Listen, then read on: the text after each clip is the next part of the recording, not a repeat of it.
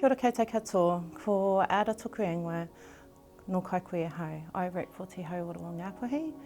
My job title at the moment is self-isolation for whānau, as well as social services and receptionist. What I love about my job is that I get to help the community, get to help a lot of whānau, mainly kaumātua and queer, because they're the ones that struggle and don't know about the services.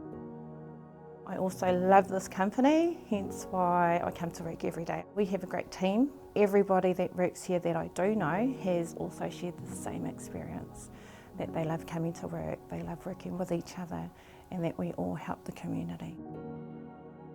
Going into the social services role, and a few experiences that I have experienced with walk-in clients, it's been quite touching. So we recently, last week, we had a lady come in who was devastated, distressed, she was crying and she wanted some help, you know, so it's engaging with her and identifying straight away what kind of help she needed.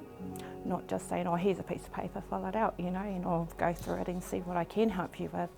But it's actually making them feel comfortable, you know, kia ora, what's your name? How can I help you? Let's sit down and talk about what you need. You've actually got to take them into a separate space and sit them down and find out, identify what they need and then go.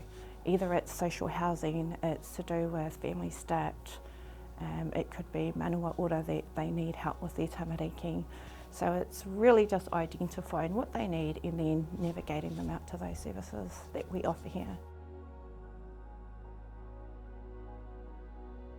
If you could just share with anybody and everybody that you know what services we have to offer and welcome them through that front door, that's what we're there to do. We're here to help the community in anything and everything that we might be able to.